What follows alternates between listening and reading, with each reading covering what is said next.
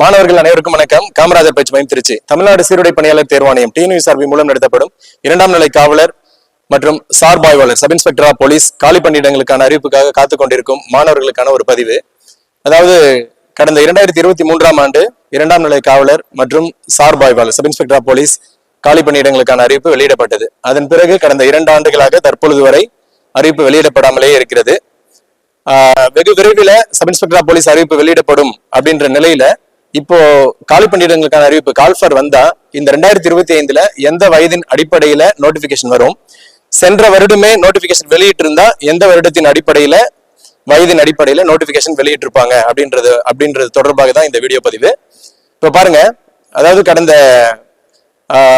இப்போ 2025ல கூடிய விரைவில் சப் இன்ஸ்பெக்டர் ஆஃப் போலீஸ் அறிவிப்பு வரும் அப்படின்ற ஒரு எதிர்பார்ப்பு இருக்கு. அதை நோக்கி தான் நம்ம எல்லாருமே படிச்சுட்டு இருக்கோம்.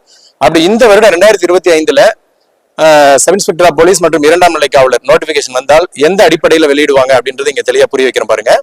அதாவது 2025 2024 அப்படின்னு பிரிச்சு வச்சிருக்கேன். இப்ப 2025ல இப்போ இன்னும் ஒரு 15 நாட்கள்லயோ 10 நாட்கள்லயோ அல்லது ஒரு மாதம் கழித்தோ 2025ல ஒரு நோட்டிபிகேஷன் வந்தா ஏற்கனவே TNUSRB போர்டு எந்த அடிப்படையில இதற்கு முன்னர் நடந்த கால்ஃபர்ல எல்லாம் எந்த அடிப்படையில வயது நிர்ணயம் பண்ணிருக்காங்களோ அதை பேஸ் பண்ணி ஒரு இது கொடுத்திருக்கேன். இப்ப 2025ல வந்தால் பாருங்க, மேஜரா அவங்க எப்படி கேட்டகரைஸ் பண்றாங்கன்னு, general, BC MBC BCM SC ST SCA இந்த கேட்டகரி தான் நமக்கு முக்கியமானது. இந்த பிரிவினருக்கு ஒரு விதமான தளர்வுகளுடன் கூடிய வயது அடிப்படை வெளியிடப்படும். இப்ப இதுல பாருங்க, ஃபர்ஸ்ட் ஜெனரல் அப்படின்னு சொல்லிட்டோம்னா இப்போ SI sub inspector of police காலி பணியிடங்கள் அறிவிப்பு காத்து கொண்டிருக்கும் மாணவர்கள்ல ஜெனரல் கேட்டகரியில இருக்கக்கூடிய மாணவர்கள், அதாவது 30 வயது ஜெனரலுக்கு ஃபிக்ஸ் பண்றது, அவங்க 30 வயது ஃபிக்ஸ் பண்றாங்க. 30 வயது அப்படின்னு சொன்னோம்னா, அதாவது இப்போ கொடுத்தாங்கன்னா, அதாவது நோட்டிபிகேஷன் இந்த வருடம் வெளியிட்டா இப்போல இருந்து 30 வயது என்பது அவங்களுக்கு எப்ப இருக்கும் அப்படின்னா, அதாவது 1/7/1995க்கு 1/7/1995க்கு முன்னர் பிறந்திருக்கணும், பின்னர் பிறந்திருக்கணும். 1/7/1995க்கு பின்னர் பிறந்திருக்கணும் அப்படின்ற மாதிரி கேட்பாங்க. அப்படின்றது பாத்தீங்கன்னா இந்த வருடத்திற்கு 30 வயது நிறைவடைவதா இருப்பாங்க அவங்க. அதுவே BC MBC BCM இந்த கேட்டகரியில இருக்கிற மாணவர் பாருங்க, இப்ப மெஜாரிட்டியா நம்ம பிரிக்கிறதே வந்து SI ரெக்ரூட்மெண்ட்ல, SI காவலர் ரெக்ரூட்மெண்ட்ல மெஜாரிட்டியா பிரிக்கக்கூடிய பிரிவுகளே இவங்க தான். BC MBC BCM SC ST SCA இவங்களுக்கு தான் அந்த தளர்வு என்பது. இது வந்து நம்ம தளர்வா எடுத்துக்க முடியாது. அதாவது ஜெனரல் கேட்டகரிக்கு இருக்கக்கூடிய வயது என்பது அடிப்படையா அவங்க பிக்ஸ் பண்றாங்க, 30 வயது அப்படின்னு கொடுத்துறாங்க. அங்க எந்த தளர்வும் இல்ல. தளர்வு என்பது இந்த கேட்டகரியில தான் வரும். அதுல பாருங்க, BC MBC BCM மாணவர்களுக்கு 2025ல வரக்கூடிய நோட்டிபிகேஷன்ல எந்த வயது வரம்பு வரும் அப்படின்றத பாருங்க. அதாவது 1995ல 30 வயதுன்னா அதுல இருந்து 2 வருடம் முன்னாடி போயிடுங்க. 1/7/1993க்கு 93க்கு பிறகு பிறந்த மாணவர்களுக்கு எல்லாருக்குமே எலிஜிபிள் வரும். 1/7/1993க்கு பிறந்த மாணவர்களுக்கு 32 வயசு. அதாவது BC MBC BCM மாணவர்களுக்கு சப் இன்ஸ்பெக்டர் ஆஃப் போலீஸ் ரெக்ரூட்மெண்ட்ல கலந்துக்கிறதுக்கான உயர்ந்தபட்ச வயது எவ்வளவு கொடுக்குறாங்க அப்படின்னா 30+2, ஜெனரலுக்கு 30+2 வயது வச்சு 32 வயதா நிர்ணயிக்கிறாங்க. இன்றைய தேதியில ரெக்ரூட்மெண்ட் வந்துச்சுன்னா 1/7/1993க்கு பின்னர் பிறந்த மாணவர்கள் எல்லாருமே வரக்கூடிய சப் இன்ஸ்பெக்டர் ஆஃப் போலீஸ் ரெக்ரூட்மெண்ட்டுக்கு எலிஜிபிள் ஆவாங்க. அதுவே SC ST SCA கேட்டகரியா இருந்தா பாருங்க, அதாவது 30 பாருங்க, இங்க வேணா உங்களுக்கு போடுறேன், 30 32 SC ST SCA இந்த பிரிவினருக்கு 1/7/1990 35 வயது இந்த பிரிவினருக்கு. இவங்களுக்கு தான் அதிகமான வயது கொடுத்திருப்பாங்க. இந்த கேட்டகரியில் இருக்கிறவங்களுக்கு SC ST SCA பிரிவினருக்கு 1/7/1990. அதற்கு பின்னர் பிறந்திருந்தாங்கன்னா இப்போ 1/7/2025 இந்த ஆண்டுல ரெக்ரூட்மெண்ட் கொடுத்தாங்கன்னா 1/7/2025 அப்போ பாத்தீங்கன்னா அவங்களுக்கு 35 வயசு அடிப்படையில அவங்களுக்கு கொடுக்குறாங்க. இப்போ இது வந்து நம்ம இதுக்கு கீழே அடுத்து வேற யாரும் நம்ம இங்க பாக்கணும் அப்படின்னா, எக்ஸர்வீஸ்மேன் டிபார்ட்மெண்டல் கோட்டா அப்படின்னு சொல்றோம். எக்ஸர்வீஸ்மேன் டிபார்ட்மெண்டல் கோட்டா 2 பேருக்குமே இந்த வருடம் நோட்டிபிகேஷன் வந்ததுன்னா அவங்களுக்கான மேக்சிமம் வயது எவ்வளவு கொடுக்குறாங்க, அதிகபட்ச வயது வரம்பு எவ்வளவு கொடுக்குறாங்க, 47 வயது கொடுக்குறாங்க. அப்ப 2025ல நோட்டிபிகேஷன் வந்தா அவங்களுக்கு எங்க வரும் அப்படின்னா 1/7/1978 பாருங்க, 1/7/1978க்கு பின்னர் பிறந்திருக்கணும். பின்னர் பிறந்திருந்தாங்கன்னா அவங்களுக்கு 47 வயது என்ற அடிப்படையில அவங்களுக்கு எலிஜிபிள் வரும். இவ்வளவுதான் அவங்க கொடுக்கக்கூடிய பிரிவு. இதை பாத்துக்கிறீங்க, இவ்வளவுதான் கொடுப்பாங்க.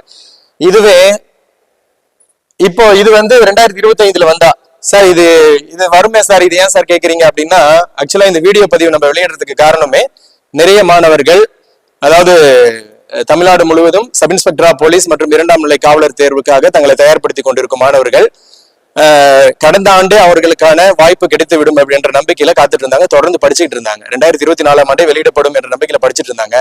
ஆனா டிஎன்யூஎஸ்ஆர்பி வெப்சைட்ல கமிங் சூன் அப்படின்ற ஒரு அப்டேட்டை கொடுத்துட்டு நோட்டிபிகேஷன் வெளியிடப்படும் அப்படின்னு சொன்னதுனால எண்ணற்ற மாணவர்கள் அவங்க செஞ்சுட்டு இருந்த வேலை, ஏன்னா இப்ப இருக்கிற காலகட்டத்துல 2 மாதம் 3 மாதம் 4 மாதம் படிச்சா பாஸ் பண்ணிட முடியுன்ற சூழல் இல்லையா? அதனால அவங்க எந்த வேலையை செஞ்சுட்டு இருந்தாலும் எல்லாத்தையும் எடுத்து ஓரம் வச்சுட்டு 2ஆம் நிலை காவலர் மற்றும் சப் இன்ஸ்பெக்டர் ஆஃப் போலீஸ் ரெக்ரூட்மெண்ட்டுக்காகவே தன்னை தயார்படுத்திக்கணும் அப்படின்றதுக்காக பொருளாதார ரீதியாக மிகவும் பின்தங்கிய மாணவர்கள் கூட அவங்க கிட்ட என்ன சோர்ஸ் இருக்கோ அதை வச்சு படிக்க ஆரம்பிச்சுட்டாங்க. கடந்த ஒரு ஆண்டுல இருந்து 1.5 ஆண்டு காலமா தொடர்ந்து படிச்சுக்கிட்டு இருக்காங்க. அப்படி இருந்தும் நோட்டிபிகேஷன் வெளியிடாத போனதுனால 2024லேயே வெளிவர வேண்டிய அறிவிப்பு 2025ல வெளியிடப்படும் அப்படின்ற நிலை ஏற்பட்டுடுச்சு. இப்போ ஒருவேளை 2024ஆம் ஆண்டு டிஎன்யூஎஸ்ஆர்பி மூலம் அறிவிப்பு வெளியிட்டு இருந்தாங்கன்னா என்ன வயது வரம்பு அடிப்படையில் வெளியிட்டு இருப்பாங்க அப்படின்றத இங்க தெரியப்படுத்துறேன் பாருங்க. அதாவது ஜெனரல் கேட்டகரிக்கு 2024 அப்படின்னு பிக்ஸ் பண்ணும்போது அப்போ ஒரு வருடம் எல்லாமே இதை விட முன்னாடி போயிடும் பாருங்க. அவங்களுக்கு முடிஞ்சு போனதான் நினைச்ச அந்த ஒரு வருட காலம் அவங்களுக்கு திரும்ப கிடைச்ச மாதிரி ஆயிடும்.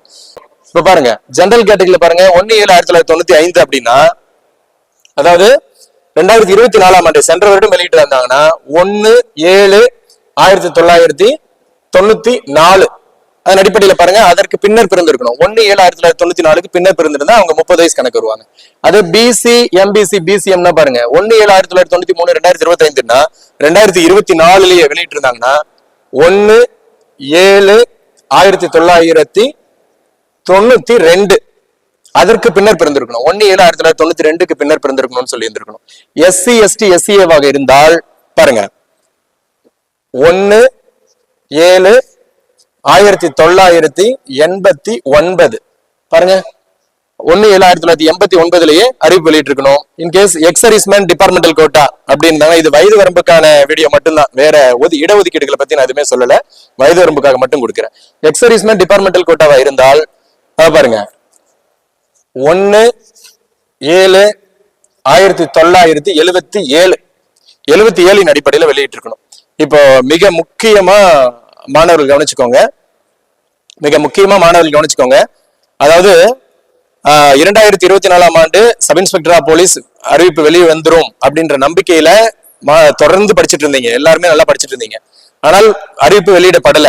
இப்ப வரைக்கும் தொடர்ந்து நீங்க படிச்சுட்டே இருக்கீங்க, நமக்கான வயது வரம்பு தளர்வோட கண்டிப்பா வந்துரும், வயது வரம்பு தளர்வு கிடைக்கும் அப்படின்னு சொல்லிட்டு. அதனாலதான் நான் முன்னாடியே சொல்லிட்டேன், இது வயது வரம்பு தளர்வு கேட்பதற்கான வீடியோ பதிவும் கிடையாது, தளர்வுன்னு இதை சொல்லக்கூடாது. உங்களுக்கு 2024ஆம் ஆண்டு வர வேண்டிய வயதின் அடிப்படையிலேயே கொஞ்சம் தள்ளி போயிடுச்சு. 2024ல விட வேண்டிய ரெக்ரூட்மெண்ட் விடாம ஏதோ ஒரு சில காரணங்களுக்காக, நிர்வாக காரணங்களுக்காக தள்ளி வச்சுட்டாங்க. அந்த ரெக்ரூட்மெண்ட் இப்ப 2025ல வெளியிடும் போது அதே வயதின் அடிப்படையில தான் வெளியிடணும் அப்படின்ற ஒரு கோரிக்கைக்கு வலு சேர்க்கும் விதமாக தான் இந்த வீடியோ பதிவை உங்களுக்கு தெரிவிக்கிறேன்.